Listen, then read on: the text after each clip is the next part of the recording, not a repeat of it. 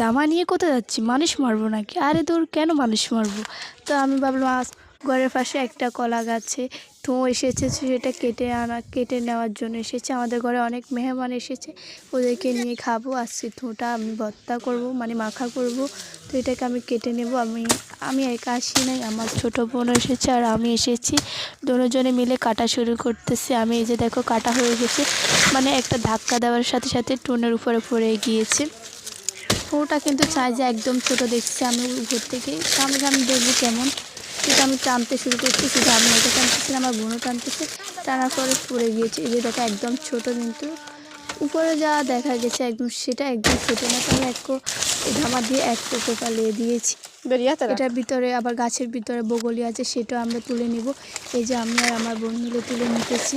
এগুলো কিন্তু খাই, এগুলো ডাল দিয়ে রান্না করি। তো আমি আর আমার বোন কষ্ট করে একটা তুলতে পারতেছিও না, সেটাও অনেক কষ্ট হয়েছে। আর তো আমি ভিডিও করতেছি, ওকে আমি দিছি, ও তুলতেছে। একদম নরম, একদম মানে ভিতরের বগলিটা একদম নরম। আর আমি চোখ গেল আমাদের অমলি গাছে, তো দেখলাম অমলি গাছে অনেক পরিমাণ ফুল এসেছে। তো ওই বছর আমাদের 2টা বা 3টা ধরছে, সেটা আমি তোমাদেরকে ভিডিও দিছি। এই যে দেখো আমি একটা তুলে নিয়েছি বগলি, এটাও নিব, দেখবো এটার মধ্যে কি ভালো আছে নাকি ভালো নাই। তো উপরটা ভালো থাকে, ভিতরটা খারাপই থাকে। ওইখানে খাড়া দুষ্টাইম করতেছে, তো তুলে দেখলাম এটা নষ্ট বগলিটা। তো ভাগ্যিস উপরটা ভালো ছিল, সেটা আজকে আমি ডাল দিয়ে রান্না করব। খেতে কেমন হবে তোমরা আমাকে কমেন্ট বক্সে জানিও। আর ঠোঁটা আমি মাখা করব।